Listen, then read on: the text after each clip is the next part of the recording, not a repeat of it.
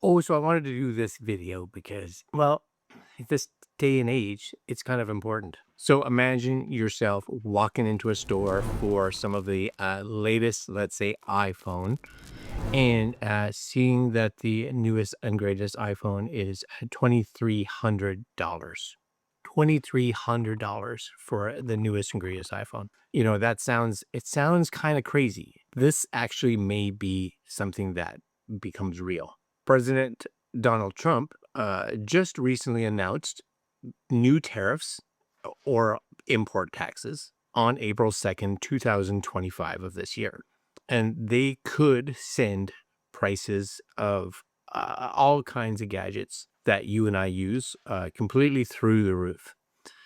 These would be products, from Apple or camera gear, so Sony, Nikon, Canon, et cetera, et cetera. So in this video, I'm going to break down what these tariffs are. I'll try to do it. I've been doing some research. I've got my notes here. Try to do it in as plain in English as I can, and how they work. And last but not least, which is probably the most important thing for you and I, is how that these tariffs will affect tech companies, and of course, how they're going to affect mine and your wallet as a consumer. And as a spoiler alert, a lot of people had thought that moving the manufacturing into the US would be an easy fix, but it may not be the easy fix that you think it is. In fact, it may actually raise prices even more. So let's talk about this. So first off, what are tariffs, and what did Donald Trump actually announce? So first off, what is a tariff? So in simple terms, it's a tax on imported goods. So when something is made abroad, so in a different country, and shipped into the country, for instance, U.S., of course, the U.S. government can then charge a fee at the border. So despite political claims, it's actually not the foreign countries that are writing a check to pay these fees, and that they are often going to basically pass that cost that they have to pay onto you and I as consumers.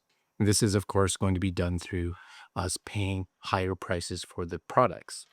So it's basically like an extra toll that that new gadget has to pay to be able to enter into the country. And that toll ends up in the product's price tag. How it gets there, we'll talk about that a little further. So now, what did President Trump actually roll out on April 2nd? He actually claimed it as Liberation Day for the American trade, claiming that these measures would fix unfair trade imbalances.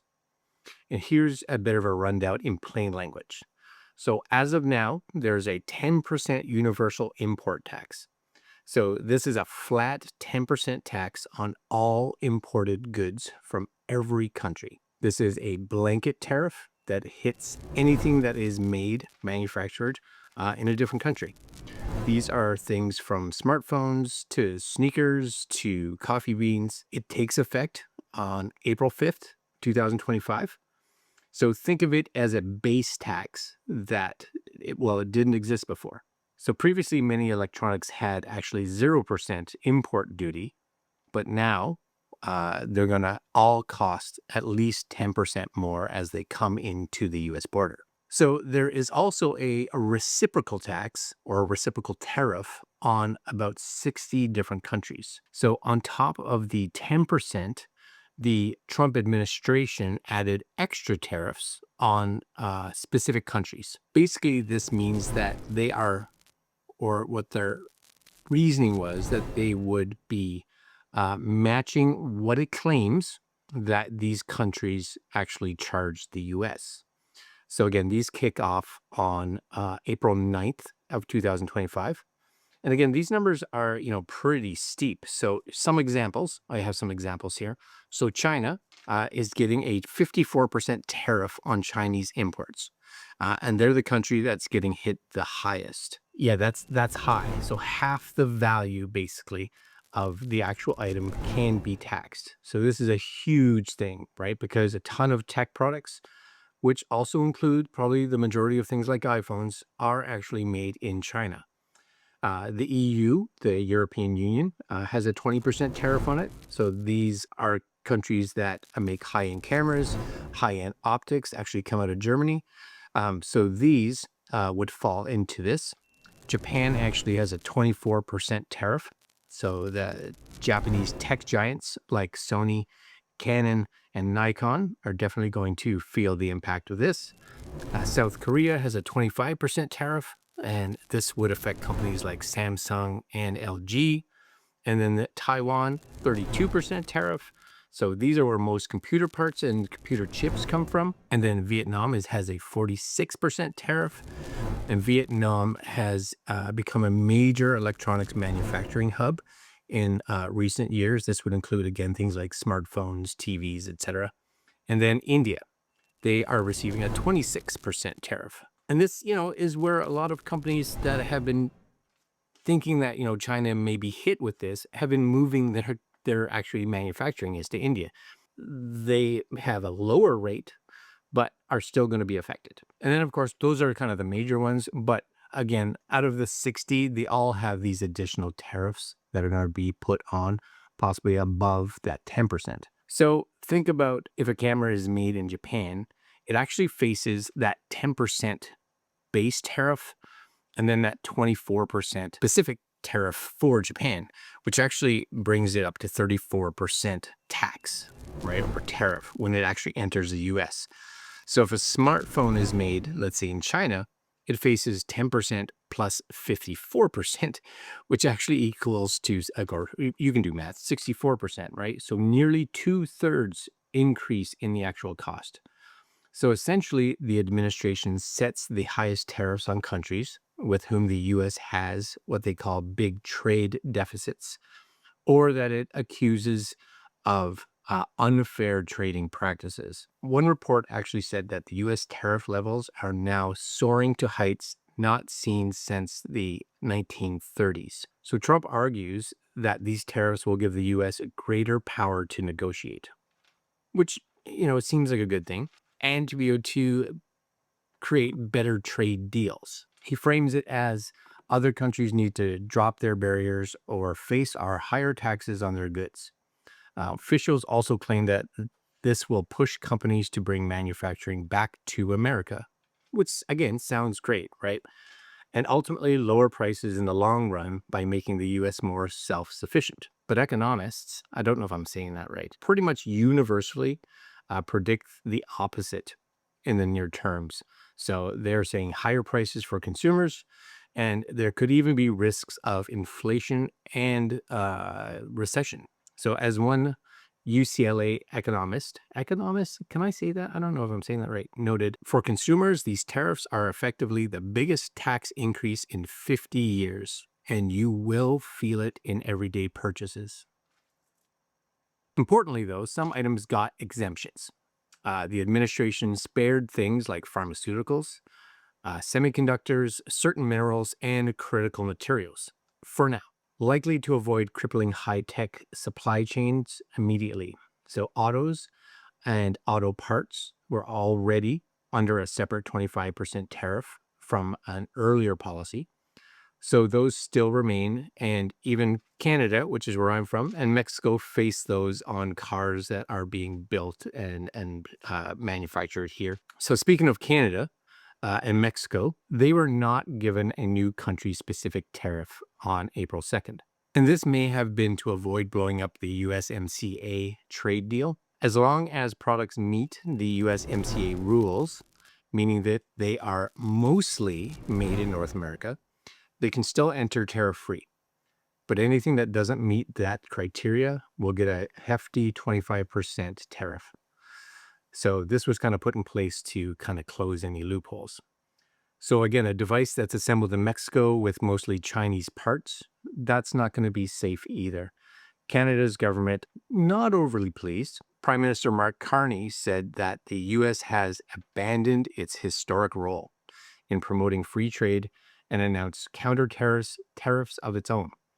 So in short, we may be seeing the start of a global trade war with allies and rivals all retaliating. Nice. That's great. So that's a big picture of the tariff plan. Now let's talk about how this hits tech companies.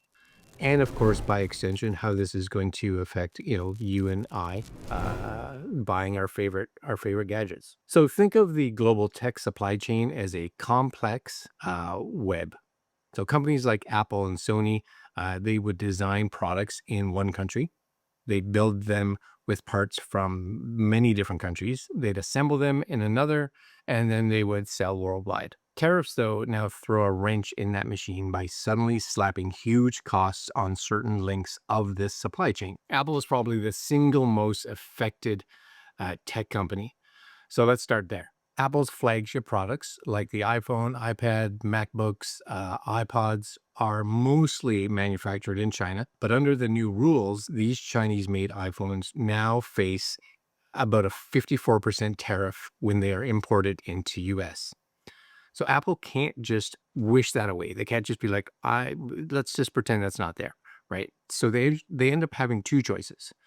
Number one is eat the cost. Number two, of course, is to pass it on. So if they absorb it, their profit margins will shrink drastically. And if they pass it on, we, again, as consumers, will end up paying a lot more for iPhones. Well, then the real question is, well, how much more? So analysts actually estimate Apple would need to jack up iPhone prices somewhere between 30 and 43% to actually fully offset these tariffs. So think about it this way. The base model iPhone 16, which actually launched in the US for $799 US, could possibly shoot up to around $1,140 if the full cost is then passed on to the consumer. Looking at the top end iPhone Pro Max, which is currently selling at about $1,599, this could soar upwards to that $2,300 mark. So again, that's where that 2,300 that we talked about at the beginning kind of comes into play. So it is a calculated projection from analysts at Rosenblatt Securities based on that 43% cost increase. So even Apple's smaller products probably wouldn't be spared. So let's look at the $600 iPhone 16e. This could raise up to $850. So basically, you're looking at paying hundreds more, no matter what area that we're looking at in regards to products, for the same item. So Apple hasn't announced any price changes as of yet, and to be honest, they'd probably wouldn't want to just fire it on there right now because of how sticker shock would actually affect the customers. But the pressure is going to be on these companies. So Apple's stock actually took a dive 9.3% in a single day after the tariff news was actually announced. And it's the worst drop since March of 2020. Investors know this policy either forces Apple to charge more or that they're going to take a profit hit. So Apple sells over 220 million iPhones a year globally. And the US, of course, is one of the biggest markets. So the math is brutal if a big chunk of those sales get 30 to 40% more expensive, or if their actual demand for these products fails. So is it possible for Apple to find a workaround?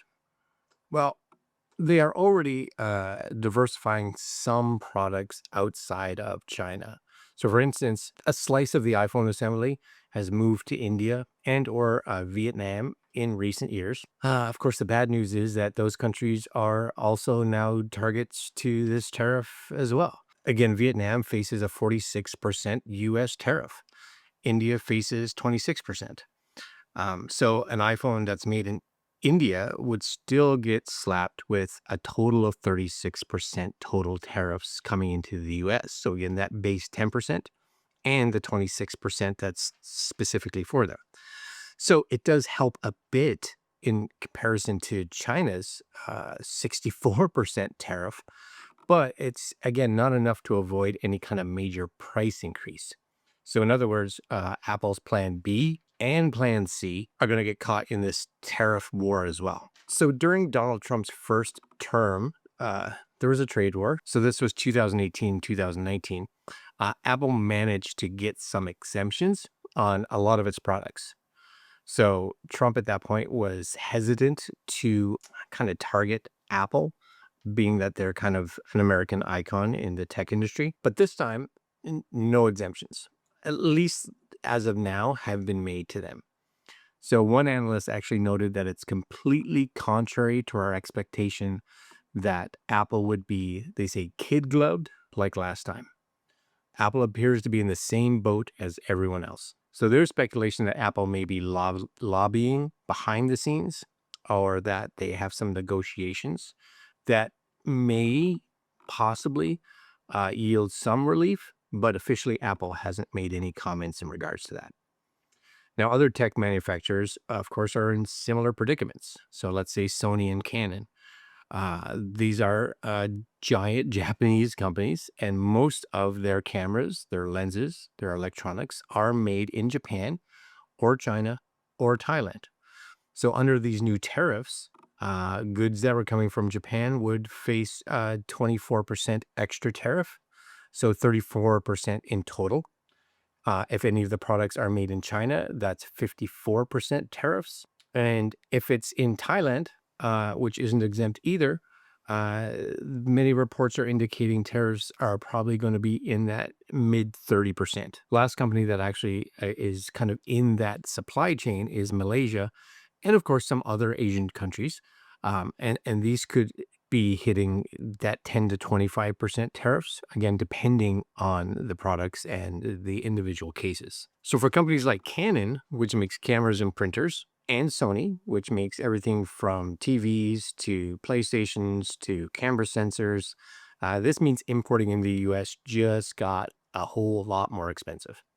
So they'll likely have to increase US prices to avoid selling at a loss. So, for instance, if Sony had a camera that wholesaled for $1,000, you have a 34% combined tariff.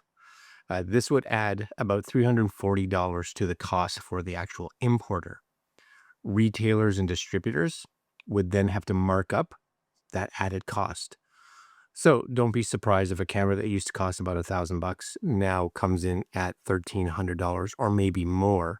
And this would be after the current stock has run out. Sony's PlayStation, their console, could also see price pressure. So the PS5 is assembled mostly in China, with some components coming out of Japan. So a 50% tariff on game consoles may raise that manufacturing cost by a couple $100s.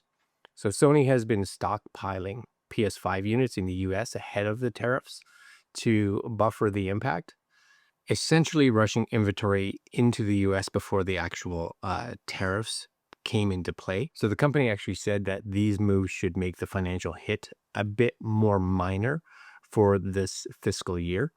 But once that buffer of stock sells through, if the tariffs are still in place, either the PlayStations are going to get pricier or Sony's profits per console would shrink. And as we all know, consoles are low profit margins to start with. They make their profit on the games and things like that. So we could even see new product launches delayed if companies decide to wait and see or reroute production. There are some rumors, for example, that Sony's next camera model release may actually be delayed due to parts availability and cost issues stemming from the tariffs. Now, on the flip side, some competitors may actually gain an edge. So not every tech giant is equally exposed to these high tariffs. For instance, Samsung, which of course is Apple's probably biggest rival in regards to phones, makes a lot of its devices in South Korea and Vietnam rather than having them manufactured inside China. So South Korea's tariff is 25%, which is, again, significantly lower than China's. Samsung could potentially absorb or possibly only slightly increase their prices on their Galaxy phones. So this would help them to undercut Apple's iPhone, which may jump much higher. So this tariff gap advantage was noted by some analysts. And if Apple has to hike prices on their iPhone, let's say 30 to 40%, Samsung, which of course has lower tariffs on their Korean-made phones, may only have to add, say, 15 to 20% to their prices, making high-end Galaxies relatively cheaper for consumers. So in fact, Samsung's share price didn't suffer nearly as much as Apple's on the news, reflecting this expected edge in regards to where their phones are actually being manufactured. So other companies may also shift production to less tariff countries where possible. So we may see more electronics possibly being made in countries like Mexico, Brazil, or even the US, despite the actual higher costs, just to dodge the super high tariffs that they may be implemented if they are manufactured, let's say, in China. But that move to the US, we'll talk about that in a second. So the real question is, how will this affect you and I as a consumer? Well, in a nutshell, higher prices, potentially product delays, and possibly fewer options that actually hit the market. So at least, in that short to medium time frame. For US consumers, virtually anything tech related that's imported is about to get pricier, hands down. So we're talking smartphones, laptops, TVs, cameras, game consoles, smartwatches, you name it. Remember, there's a 10% hike on everything right off the bat and much larger increases on more popular product categories. So analysts at the Consumer Technology Association projected that under Trump's tariff plan, smartphone prices again could rise anywhere from 26 to 37% on average for Americans. So that aligns with the iPhone scenario that we had discussed earlier. Laptops and tablets may jump even higher with 46 to 68% in price, according to that same analysis. So since many of these are made in China or Taiwan, they would be hit with that high tariff. So if you're eyeing a new laptop right now, maybe for school, or I know for me, I've been humming and hawing about buying a new computer. Uh, Now may be the time, because if you wait too long, those prices may, I would say for sure, will jump. Video game consoles, so you're looking at PlayStation, Xbox, Nintendo, these could see 40 to 58% price increases. So again, a console that was $500 may be $700 or more. Game companies might try to eat some of the cost or offer fewer bundles, but ultimately consumers will pay for it. So in fact, a gaming industry group warned of a 25% tariff would put new consoles out of the reach for many American families. Now we're talking 50% in some cases. So that's going to be a huge hit to potential buyers and those that want to get into console gaming. Now, everyday electronics will feel it too. So televisions are largely imported from China, Mexico, or Vietnam, all which are tariff tagged. Computers and PC components come from China, Taiwan. Smartwatches and earbuds, often China or Vietnam. Digital cameras and lenses come from Japan, Thailand, and China. And all of these countries are on the higher tariff lists. So that means by the time current inventory in stores sell out and new shipments come in under the tariffs, you'll actually see price tags start to creep up. Retailers may hold prices as long as possible by using inventory that they purchase pre-tariff, but by the summer and especially holiday season here in 2025, higher costs will almost certainly be passed on to shoppers. So just be prepared for this. This Christmas could be one of the more expensive Christmases that we've had to deal with. So beyond higher prices, there could be product shortages or delays in the US. Companies may actually delay launches or specific models if the economics don't make sense. So, for example, if a particular smartphone model has a thin profit margin, the manufacturer may decide just to not bring it to the US at all because of the tariffs. Or they may delay a release while they try to figure out the supply chain. So, the uncertainty around possible tariff exemptions or negotiations could also make companies cautious. So they may actually stockpile goods, just like we saw with Sony doing with the PS5, or hold off completely on shipping certain products until they know if any deals will possibly reduce any of these tariffs.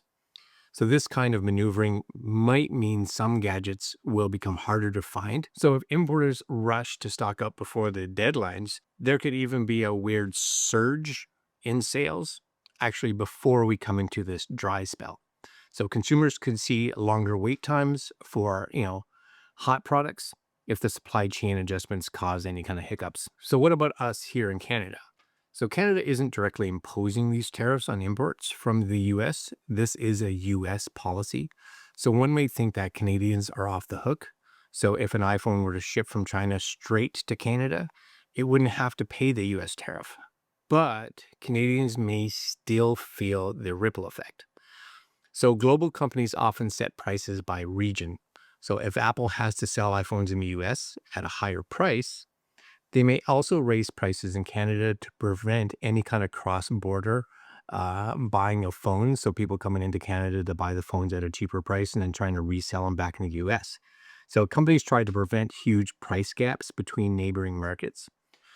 Canadian prices could creep up to somewhat mirror US increases, even without a direct tariff. It might not be, let's say, a full 40% jump, but don't be surprised if, let's say, Apple or others quietly adjust the Canadian MSRPs upwards. After all, if Americans are willing to pay more out of necessity, a company won't mind charging Canadians a bit more as well. So if they're like they'll pay for it, the Canadians will pay for it, right? They're down. We're not down, just so you know. Now, what about supply chains? So if tech companies respond to tariffs by shifting production to the US or Mexico, it could alter what products Canada actually gets. So for example, imagine Apple starts assembling certain models in Texas to serve the US market. Those US made iPhones, which would avoid US tariffs, could be sold in Canada as well. But a US made iPhone would generally be more expensive to produce. So think of US labor and their overhead costs, which would be significantly higher than if you were having those phones manufactured in China. So the unit cost is going to be higher than the China made version. So Canadians would essentially be buying a phone that was expensive to make, even if no import tax was added. In effect, the Canadian consumers would end up paying the higher manufacturing cost instead of a tariff. So pretty much we'd be paying the same higher price. Doesn't matter how it comes, it's going to be higher. So if the US enters a slowdown or inflation spike because of the trade war, Canada's economy could also be affected because the two are tightly linked to each other. So a weaker Canadian dollar or general inflation could raise the price of imported goods in Canada as well. And Canada is retaliating with its own tariffs on US goods, which could again raise prices on some American products in Canadian stores. So in short, Americans will bear the brunt of these tariffs since it is a tax on US consumers that are buying foreign goods. It is what it is, right? But Canadians aren't immune. So you may see less availability or higher prices on certain electronics, especially if companies reallocate supply to deal with US issues or unify North American pricing. So the two markets are so connected that a big change in the US tends to eventually spill over into the Canadian market. So probably the most common question that people ask is, why not just make all the gadgets in the US? Wouldn't that solve the issue? And that's really what Trump's big thing is, US made, American made. So this brings us to the biggest misconception that moving a tech manufacturing to the US or to Canada is a quick or cheap fix. So on paper, it actually sounds simple, right? If importing from China is expensive, just build your iPhone, your PlayStations in America. And that's exactly what tariffs are supposed to encourage. This is reshoring production. And indeed, Trump's goal is to pressure companies into making more stuff domestically. But in reality, for high-tech electronics, this is much easier said than done. And here's why. So number one is it takes time. It actually takes a lot of time.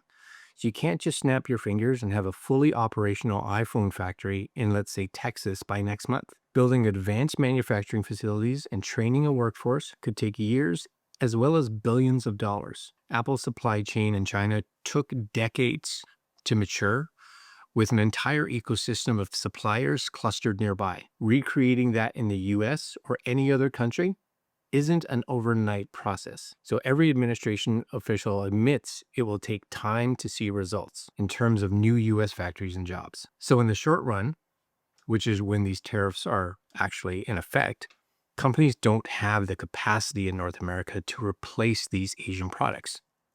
Number two is products that are made in the US have higher costs. So the whole reason companies manufacture in places like China or Vietnam or India is because costs are lower. Labor costs, factory operations, Sometimes they have subsidies or tax benefits. And the US and Canada have higher wages, stricter regulations, and less of high volume electronics manufacturing and infrastructure. So that means if Apple somehow moved production to the US, the cost per unit would skyrocket compared to China. One study by tech industry and experts showed that even massive tariffs, like a 60 to 100%, if that was what got implemented for China, would mostly push companies to shift to another low cost country, actually, rather than having them shift to the US. Because it's still cheaper to move a factory from China to, let's say, Vietnam or Mexico than to the United States. The tariffs would have to be even higher to offset the labor cost difference completely. So think about it. Tariffs on China are 54%. If manufacturing in the US makes a device 2 times more expensive to produce, that's a 100% cost increase, which is actually worse than paying the tariff. So companies might decide it's actually cheaper to pay the tariff or move to a moderately tariffed country than to actually incur the US production costs. Bottom line here is that building tech gadgets in the US could actually raise the base cost of the products more than the tariff that's in place now actually does. So now let's say a miracle actually happens and companies start to assemble smartphones in the US, which sounds great. Guess what? The components inside that phone, so the chips, the displays, the camera modules, the batteries, still mostly come from abroad. So if those parts were to come from China or Japan or South Korea, they still would get hit by a tariff. For example, an American-made smartphone may use a Japanese camera sensor, which is a 24% tariff, and a Korean display panel, which is a 25% tariff, and Chinese screws or cables, which have a 54% tariff. So unless those entire supply chains also move stateside, which, let's be honest, is completely unrealistic, the final product would still carry the tariff burden because of all of its parts. So the US assembly by itself doesn't immunize a product from all the tariffs. It may avoid the tariff on the finished product, but not on imported components. So companies could try to source more parts domestically, but again, that infrastructure may not exist at scale, or it could just be more expensive. Scaling up in the US is hard, right? So even if a company commits to US manufacturing, there can and probably will be growing pains. Lower efficiency, the quality control challenges, worker training that's needed, especially for like sophisticated electronics. So we saw examples of this in the past. So remember the much touted plan to build LCD panels in Wisconsin a few years back that actually faced delays and then downsizing. Another example is Apple's Mac Pro assembly in Texas, which again struggled with sourcing enough made in USA screws for that device. The know-how for high volume electronics assembly has largely settled in Asia, and that's just what they're good at. So it would take a significant learning curve and significant automation to ramp that up in America, which again would add all kinds of time and costs. So given these challenges, simply moving production to the US could actually make products more expensive for both Americans and Canadians. So if an iPhone, again, currently made in China is, say, $400 in components and the assembly cost ends up being $600 to build in the US, that cost increase will reflect in its price globally. So yes, you're avoiding the tariff by making it at home in the US, but you've traded a tax for a higher base price. Consumers could end up paying $1,000 either way. So whether it's a $600 cost plus margin in the US or a $400 cost plus a 54% tariff because it's coming from China, you're paying the same, right? There's no free lunch. One way you pay the tariff as a tax, the other way you pay more to the manufacturer to cover their higher costs of actually having it manufactured in the US. Either way, you and I are paying, and our wallets are not happy. So this is why experts caution that tariffs are a blunt tool. They don't magically bring jobs back without pain. So in fact, the CTA's research indicated that extreme high China tariffs would lead companies to move production to other countries rather than significantly boost US manufacturing. And if every country retaliates with their own tariffs, it can create a global slowdown that hurts everyone. Already, economists again, I can't say that word very good, are warning that these policies could reignite inflation and even tip the economy into recession. JP Morgan now sees a 60% chance of a global recession by the end of the year, partly due to this trading shock in the industry. So that kind of downturn would hit jobs and incomes, undercutting any gains from a few new factories that may actually pop up. So even US allies worry that this strategy will backfire. Japan's prime minister called the tariff situation a national crisis for Japan. European leaders are fuming and considering their own measures. And if companies perceive this as an unstable trade environment, they may invest less overall, meaning fewer jobs, not more. A trade policy expert bluntly said the tariff plan does not appear to be well thought out and isn't a serious basis for negotiations, calling tariff negotiations a highly technical art that this approach just isn't solving. So to sum it all up, Trump's new tariffs are poised to shake up the tech world. They act like a massive new import tax on companies like Apple, Sony, Canon, and many others, forcing tough decisions, raising prices, shifting supply chains, or sacrificing profits. The immediate expectation is that American consumers will pay more for electronics. Everything from iPhones to TVs to game consoles could see price hikes in the next coming months.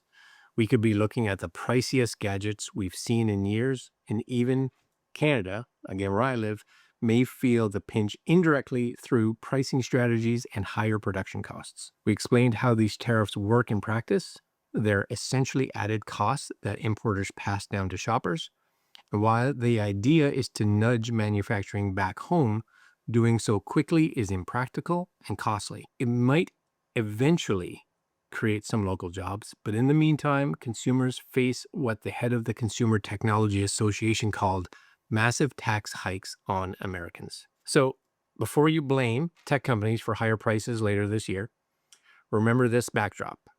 That expensive iPhone or camera isn't just because Apple or Sony decided to pad their profits. A lot of it is these new tariffs increasing their costs of doing business. So for now, the best we can do is brace ourselves as shoppers. You may consider buying sooner if you fear price jumps, but keep in mind some retailers have limited pre-tariff stock, which again is not going to last forever. Also, stay informed. The situation is always evolving. There's political pressure to negotiate adjustments, even within the US. Not everyone is on board with the across-the-board tariffs. If some agreements are reached, or if the tariffs are used as a bargaining chip and later reduced, prices could stabilize. Possibly. But if the trade war escalates with more tit-for-tat measures, we could see even more impact on prices and our economy. In any case, when you see the next-gen device launch at an eye-watering price or notice your favorite gadget costs more than it used to, you'll know one big reason why. It's the new world we live in that is full of tariffs. We're all footing the bill for this trade experiment. Well, thanks for watching. If you found this explanation helpful, please give a thumbs up and subscribe for more breakdowns. We, of course, deal with tech reviews, so when the tech industry suffers, so do I and so do you. Question: have you guys already started to feel any of the impact of these tariffs? Or are you changing possibly your buying plans because of them? Let me know in the comments. And as always, stay informed, and I'll see you guys in the next video. Like, comment, share, subscribe. Do all the good stuff. I'm out. I gotta go buy a new computer before the prices go up. Later.